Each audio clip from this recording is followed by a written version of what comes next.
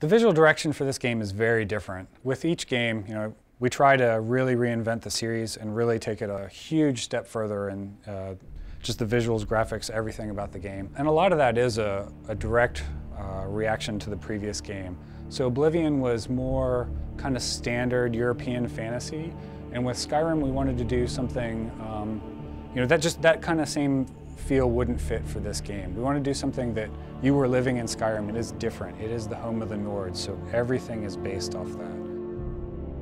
With Skyrim, we've come up with something we sort of internally call epic reality. And what that means to us is it's dramatic views wherever you go. With every landscape region in the game, we try to make it look amazing and unique.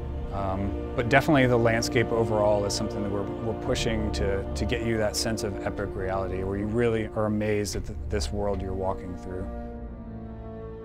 The character design in this game has been one of our biggest features we wanted to improve. We really tried to take that in a whole new direction and put a lot more of our effort into the look and feel of the characters. Each race is much more unique than they have been in the past. We want you to look at the races and clearly say, oh, I know, that's a Redguard, that's an Imperial, that's a Nord, that's a Breton. You can tell the differences between all the races. All the races are back.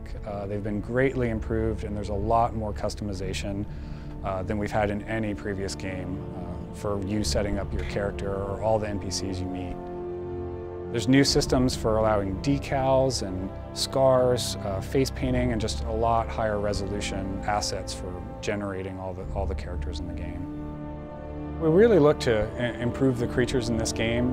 The main difference, I think, is we really tried to root them into this world. You should be able to look at a creature and know, it lives there and it makes sense to be in this location and it stands out from the other creatures in its behavior and why it's there. We like to balance things out so you have creatures that can, go all over the different areas of the world. Some fit in dungeons, some fit in exteriors, but ultimately it's the world that sort of ends up defining who lives in it.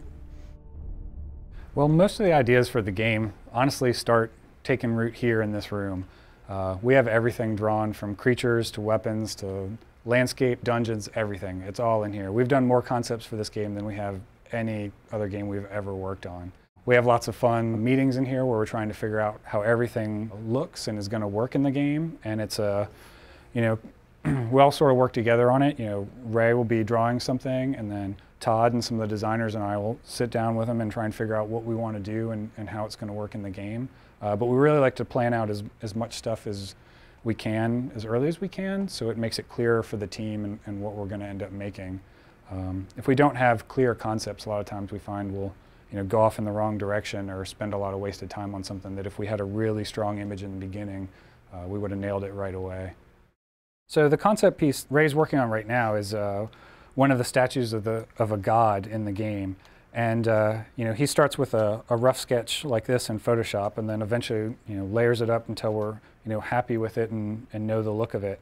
And then once it's completed, we'll pass it off to, in this case, one of the character artists, and they'll start modeling it immediately. And then as soon as that's done, it gets textured and goes right in the game, and then we look at it and make sure it's working for the space. But it's pretty quick turnaround from concept to our tools to right into the game engine. We spend a lot of effort trying to make sure, all right, well, if we're making this sword or we're making this statue, what is unique about it to Skyrim, and why does it fit our world as opposed to just being, a random fantasy sword or statue?